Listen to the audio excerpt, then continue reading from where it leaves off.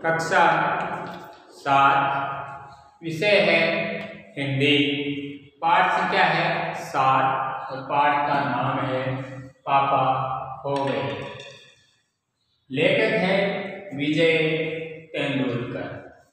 इससे पहले हमने 6 पाठ तक का गृह कार्य कर लिया और इससे बाद में हम आज 7वां पाठ है पापा हो गए, उसका गृह कार्य करेंगे। गृह कार्य करने से पूर्व हम पाठ का थोड़ा सा आगे अध्ययन करते हैं और फिर ये जो नीचे प्रश्न दिए गए हैं उनको हल करते हैं। पाठ का सार पापा हो गए शीर्षक लघु नाटिका में लेखक विजय तेंदुलकर ने सजीव व निर्जीव पात्रों के माध्यम से रोचक कथानक प्रस्तुत करते हुए बताया है कि हमारे समाज में कुछ असामाजिक तत्व किस प्रकार नन्हे बच्चों को उठाकर ले जाते हैं और उनसे अपनी इच्छा अनुसार कार्य करवाकर अपनी आजीविका कमाते हैं। इसमें कुछ कठिन शब्दार्थ भी आए हैं। भंगिमा यानी शारीरिक मुद्रा, आफत, मुसीबत, अकड़, ऐंठ, कायम, स्थिर, गरु, घमंड, चरण, कविता की एक पंक्ति, होकर, मुक्त, मुमकिन, संभव, ओठ, आठ, तलाश, खोज, चकमा देना, धोखा देना, संरक्षण, हिफाजत, नाक काटना, बेइज्जत होना, गौर, ध्यान से, दार, वाहवाही, घनी घनी, गहरी, एक्सीडेंट, दुर्घटना, निस्तब्ध, एकदम चुप, प्रेक्षक, देखने वाला, भंगिमा, चेहरे की मुद्रा। एक कठिन शब्दार्थ के बाद में पहला जो प्रश्न है,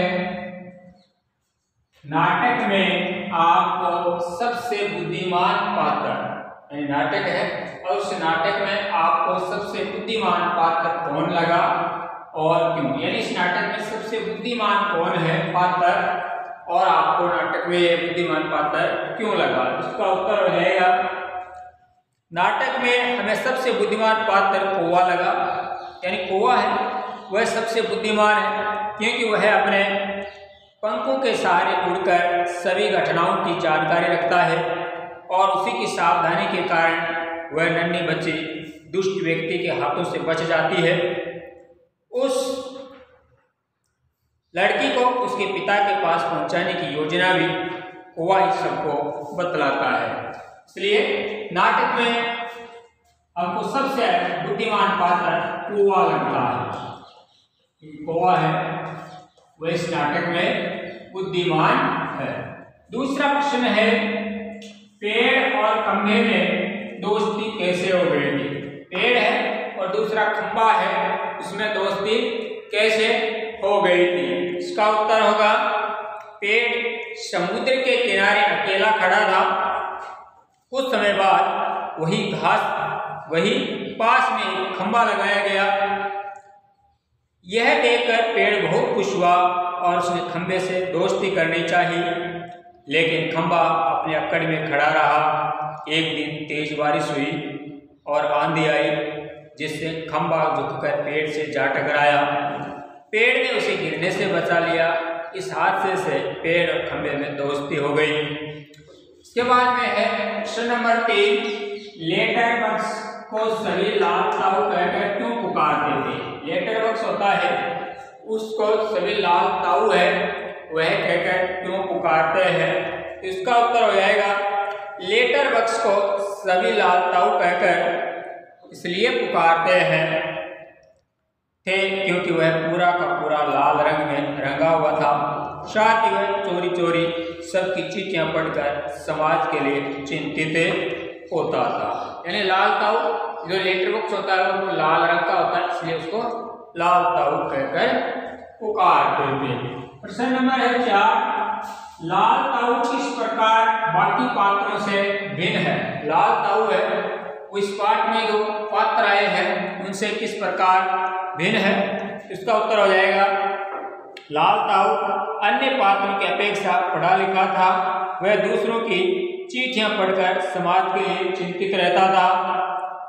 इसके साथ ही उसका रंग लाल था और सभी से मधुर आवाज में बात करता था। इन्हीं कारणों से वह अन्य पात्रों से भिन्न था। इसके बाद में 5वां प्रश्न है, नाटक में बच्चों को बचाने वाले पात्रों में एक ही सजीव पात्र है। उसकी कौन कौन सी बातें आपको मजेदार लगी, लिखिए या बोलिए। यानी नाटक है, नाटक में बच्चों को बचाने वाला पात्र है, एक ही है और उसकी कौन कौन सी बातें हैं आपको मजेदार लगी है उनको बोलना है। तो उत्तर हो जाएगा कि नाटक में बच्ची को बचाने वाला एक ही सजीव पात्र कौवा है। वह बुद्धिमान, दूरदर्शी और सच्चा साथी है। उसी की योजना अनुसार नन्ही बच्ची को उठाने वाला वह व्यक्ति भूत के डर से बालिका को छोड़कर भाग जाता है और उसी की सलाह पर सहकुशल बच्ची को उसके घर पहुंचाने के लिए पुलिस की प्रतीक्षा की जाती है। इसके साथ ही वह लेटर बॉक्स को बड़े बड़े अक्षरों में पापा हो गए लिखने तथा सबको ये बताने की यानी ये कहने की सलाह देता है कि यदि किसी को इस नन्ही बच्ची के पापा मिले तो उन्हें यहाँ ले आओ। इसके बाद में 6 प्रश्न है, क्या वजह थी कि सभी पात्र मिलकर भी लड़की को उसके घर नहीं पहुंचा पा रहे थे। यानी क्या वजह थी, क्या कारण था, सभी पात्र मिले हुए फिर भी लड़की को उसके घर पर नहीं पहुंचा रहे थे।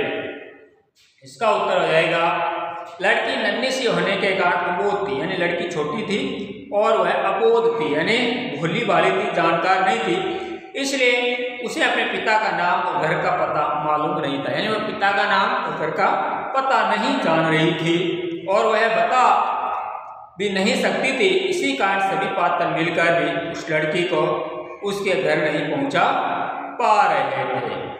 यह है कक्षा 7 में पाठ संख्या 7 पापा हो गए नाटक है, विजय तेंदुलकर द्वारा लिखा गया उसका गृह कार्य। ये जो गृह कार्य है इन प्रश्नों को आप अपने नोटबुक में भी उतार सकते हैं, उतार करके या फिर वीडियो के माध्यम से भी याद कर सकते हैं।